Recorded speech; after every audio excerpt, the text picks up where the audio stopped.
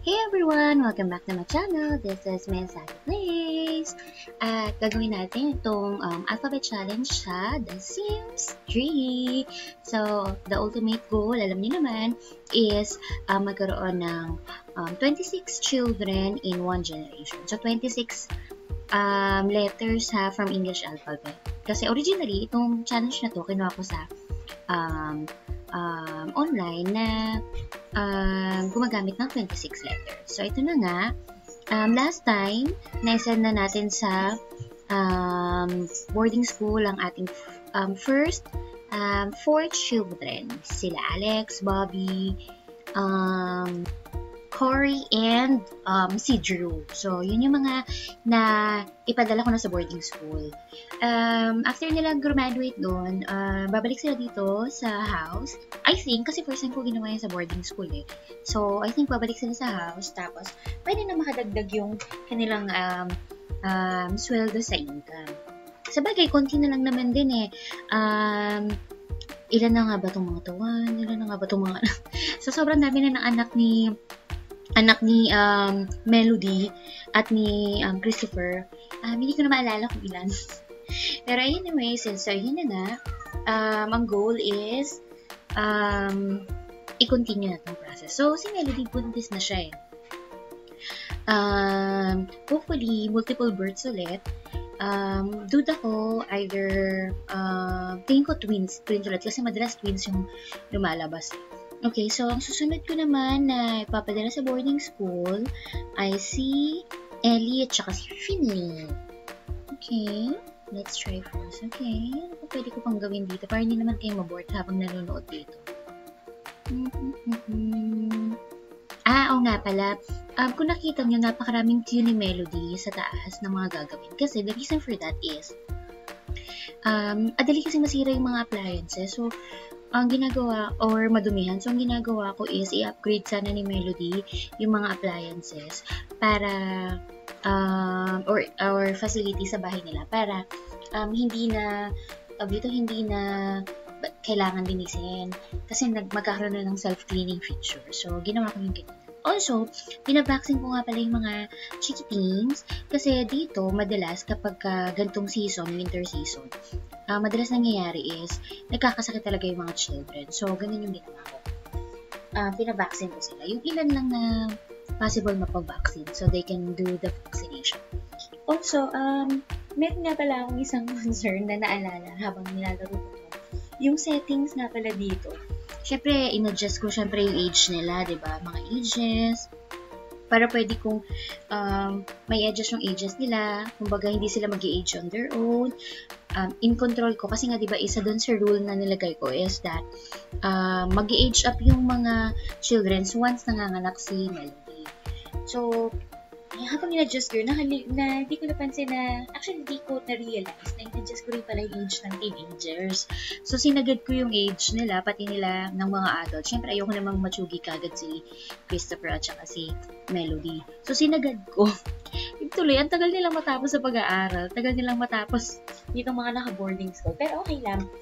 Siguro gagawin ko na lang yun sa mga susunod na episode. I-adjust ko ng konti para makauwi na sila Alex naman dito. So, yun na nga, naisipan ko rin na once na bumalik yung mga children, nila Christopher at Melody, maganda kung meron silang sarili nilang sasakyan na magagamit, diba? Kasi sila Melody tsaka si Christopher, alam ko, sinusundo lang sila ng mga shuttle eh. So, nag-decide ako na mag-add ng konting vehicle na pwede nilang magamit. So, ito na nga, ayun na, in-add ko na yung mga motorcycle nila, pati mga additional bikes and car. Actually, ang plan ko sana is magdagdag pa ng konti pang mga bikes, ganyan. Kaya lang, wala nang pwesto sa garage. At ayoko na rin masyadong i-edit. Dahil nga, maganda naman yung house nila. Malaki na nga yung garage nila, diba? Tapos, ang nakaraan niya, di ba walang buo? At tapos, yun nalagyan ko na. Okay, kung matatandaan nyo na nung mga nakaraan na videos, meron akong mga pinapa-activity sa mga children ko para sana mag-improve yung skills nila tapos pwede sila mag-apply for scholarship. Tapos, gagamitin nila yun sa pag-apply nila or sa pag-i-enroll nila. Kaya nga lang, dahil nga marami sila, mahirap tutukan yung pag-improve ng skills. Pero itatry ko pa rin somehow. Or, ipapractice ko pa rin somehow yung mga children ko na sunod na ipapaboarding school. Alex, sorry no. The hope is matapos na nga. Siguro kaya natatagalan masyado talaga si Alex kasi ang haba nung lifespan na nilagay ko as teenager. So, ang tagal na nila talaga makakagraduate or ang tagal niya makakagraduate. Kaya siguro, buryong-buryo na talaga siya dun sa kanyang school. So, dito nga pala sa Sims, pwede nyo iparenta yung mga lumang bahay. So, ganun yung plan ko gawin sa lumang bahay namin, yung mas maliit. Ipaparent ko siya. Tapos, ang plano ko talaga is, after ko siyang iparent, pag dumating na yung mga children ni Melody at Christopher, doon na lang muna sila titira. So, diba? At least meron silang place to stay kung sakaling gusto na nilang maging independent or kung magka-college sila. Anyways, gusto nyo ba makita kung paano yung college dito or yung university life dito? I mean, hindi ko alam kung gaano karami yung pwede kong isamang mga children. Pero kaya tingin nyo? Gawin ko kaya features yun. Yung after ng mag-grown up nilang lahat sila either adult or young adult or teenagers. Kapag nakompleto sila sa 26, kumbaga, is, pa-enrolling ko sila ng college. What do you think? Okay ba yun? Anyways, yun na nga. Plano ko nga pala dito, pakainin sila sa labas. Mag-dinner sana sila sa labas para may family bonding. Pero kasi, hindi sumunod yung dalawang bata. May mga anak ako na kung saan napunta. So, hindi na. Nagbago na isip ni Melody. Dito na lang kakain. Total, meron kaming chef dito. Dito lang sila kakain, no? Diba gano'n naman talaga? Kapag natin yung mga nanay. At ayaw mong sunod ng maayos ng mga Junakis. Ang nangyayari is, dito na lang sa bahay nila, dito lang, damay-damay na lang. Ganun din masaya. Minsan ganun sa akin. Anyway, so yun na nga. Ito ang susunod kong anak, si Finley, tsaka si Ellie. Sila na yung sunod na pag-boarding house ko. So, isip ko si Finley, itong aking blondie hair na anak. Talaga nag-aagawan sila mag-alaga ng aking kanilang mga kapatid. So cute.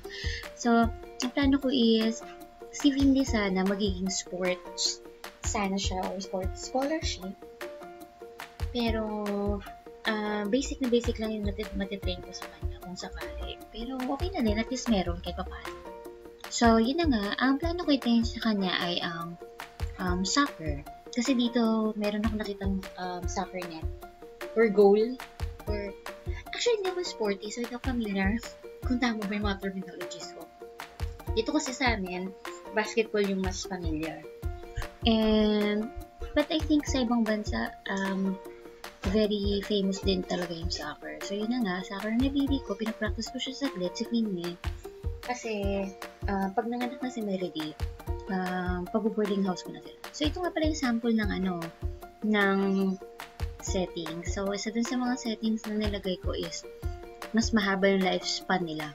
Para sana hindi sila nag-automatic grown up. Tulad ng last time, kung napanood nyo yung ibang episode ko, bigla na lang nag-age up yung mga little children kahit hindi pa nanganganak sa Melody. So, yun yung medyo mahirap sa ganung klase ng setup. So, in-adjust ko siya. Pero, very basic lang naman din.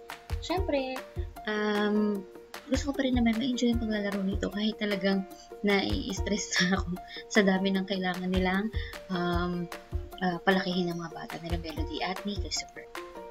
So, habang hinihintay ko na manganak talaga tong si Melody, nag-focus na lang muna ako sa pag-monitor sa iba kong mga children and pag-improve ng iba pang skills ni Finley at ni Ellie. Actually, si Ellie na kakambal ni Finley. Okay naman din siya, pero hindi ko na siya alam kung natutukan kung anong skill. Hindi na ako nakapili. Kasi, may nangyaring aberya. At mamaya dito makikita niyo na. Anyways, ito mga anak si Melody. Mga anak na sa asawa niya. Okay, so mukhang busy si Christopher. So, kung nasan man siya, so si Melody, Finley ang napindot ko yata para magkatay. Pero sige, dahil strong independent woman naman si Melody, kaya, wait, ano to? Okay, no? Nabasa niyo ba guys kung anong nakasulat? Sabi kasi doon, ay, wait, baby boy. Okay. Nabi. Okay. Ang sabi kasi doon ay pinapaboto si Christopher sa isang parang concern na hindi niya naman alam kung, wait, baby. Ano baby to? Si ano? Oh, kuya ulit. Okay, si Moon. Okay, so pinapaboto siya sa isang bagay na hindi naman niya alam kung ano talaga. Kung very private kasi yung matter, so pwede pa siyang bumoto ng yes? Siyempre, no. At kung mapapansin nyo, meron ditong alert na nagsabi na yung mga kasama ni Christopher hindi natuwa sa nangyari. Pero yung media, natuwa sila dahil nag-take ng stand si Christopher. So, I don't care anymore. Bahala na sila kung ayaw nila sa naging desisyon ni Christopher. Pero dapat alam niya yung iniyas at ninanong niya. So, I'm proud of you, Christopher. And to your new twins, ito, by the way, i-improve ko na nga pala si Gab. At ang kanyang twin, I think triplets sila. Si Leaf yata to eh. Ay, si ano pala to? Si Irie pala yun. Triplets nga pala sila. And then, si Heaven yung isa, di ba? Asan si Heaven? Ito ba si Heaven? Lalaki ba si Heaven? Nakalimutan ko na. Anyways, lumaki na sila. Palalakihin ko na ulit yung iba. Oh, I think, saan naman yung triplets ko? Parang saan ko nangyari yung triplets ni Melody na Christopher, no? Anyway, so ito na nga. Malapit nyo na malaman kung ano nangyari kay Ellie. At isa yun sa pinaka-ina-stress ko talaga na nangyari. So, as you all know, syempre i-enroll ko nga sa boarding school. Si Ellie at si Finley, so sila na yung naka-line up nakasunod nila. Nila Alex, diba? Alex nila Bobby. So, nung i-enroll ko na sila, syempre okay na. Ready na sila, wait na lang nila yung kanilang sundo. So, sabi ko, ay bakit? Total last na nila Finley dito, tsaka nila ni Ellie, kain muna tayo sa labas. So, binakain ko sa labas sila. So, magdi-dinner out sana sila. At dahil marami naman silang mga kapatid na medyo malalaki, okay na din, diba? Kasi kaya na nilang buhatin yung mga babies. Tapos, nag-grow up pa sila. Sino ba may isang kapatid nila? So, yun nga, diba, yung triplets, napalaki ko na, naging teenager na sila. So, ang sunod, si Jean tsaka si Chris, magiging children na sila. Tapos, si Leyen Moon, sila Leyen Moon, magiging toddler naman sila. Dahil nga, meron ng bagong panganak, si Navi at saka si Uchan. So, syempre, nire-ready ko na, dahil nga paalis na yung dalawang kuya. Dito, inisip ko muna yung mga bata. Sabi ko, dahil nga, konti na lang yung namin, baby, may dalawang kaming toddler, may dalawang kaming baby, pwede na silang mag-eat out, di ba? Pwede na kami mag-eat out kasi may magbuhat na sa mga baget, and so on and so forth. So, hindi na, pina-eat out ko na sana sila. Ngayon, ang nangyari, abangan nyo dito. Naiwan si Ellie dito, nag-aabang ng sasakyan. Ba't siya nag-aabang? Kasi nga siya na yung susunod na susunduin, di ba? Sinama ko pa sila para kumain sana sa labas. Para sana makabaguhan naman lang sila. Ito kakawilan nung ni Daddy yata. Ayan. So, sinama ko pa sila. Ngayon ang nangyari, si Ellie, hindi ako sure actually. Pero nakikipag-date na naman, kita nang may asawa na si Christopher eh. Ano ka ba? No nga yan, nakakaloka to. Okay, so, ano nangyari? So, lalabas na kami dito, mag-iitot na sana kami lahat. Sinama ko na kasi syempre, tsaka pa naman susunduin. Ngayon, ang nangyari, nagka-glitch si Ellie. So, nangyari kay Ellie, na-stranded siya dito sa tapat ng garage namin. So, nag-stay siya dyan habang kami nagre-prepare na para kumain sa labas. Kita niyo yan? Ay, nasa may sasakyan namin. Sana may mga bata, ito na ang problema sa mga bata nito eh. Na nawawala na sila. Tignan kanya-kanya na naman kami.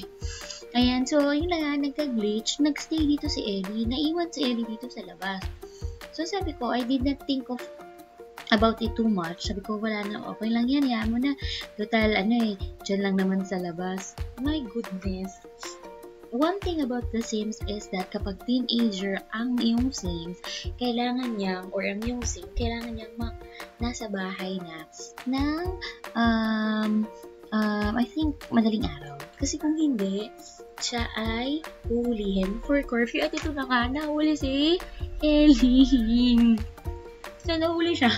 Supposed to be, ewan ko itong glitch na to, parang dapat naghihintay siya ng service. So, nahuli siya.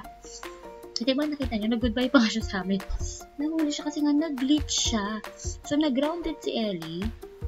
Grounded siya ng kanyang father. Kasi nga, nahuli siya ng pulis. Nag-blue pa nga siya. Kita niyo, nag-blue. Sobrang lamig. Ginaw na ginaw siya. So, na-stranded si Ellie. Nag-glitch si Ellie doon. Hindi siya nakasakay sa service niya. Hindi siya nakasakay sa sundo niya. So, nangyari, hindi siya nakaalis ng bahay. So, dito mamaya makikita na si Ellie, si Finley, nakaalis na. I think nakaalis si Finley. Yan, nakaalis na. Kita niyo, nag-gray na. Pero si Ellie, naiwan dito sa bahay. Ito, nag-aayos pa siya. Tapos, kahit anong pindot ko, sana paaralin ko, pababalik ko, sana i-re-enroll ko siya. O yun, nakita nyo, nag-dial ulit ako para sana i-enroll ulit siya sa school. Wala na siya sa choices. So, sabihin, naka-enroll na siya. Pero hindi siya nakaalis. So, stress na ako. Hindi ko na alam kung paano gagawin. Pero kung solve ko itong glitch na to, sana makapag-enroll siya. And thank you so much for watching. Sana mag-play ulit next time.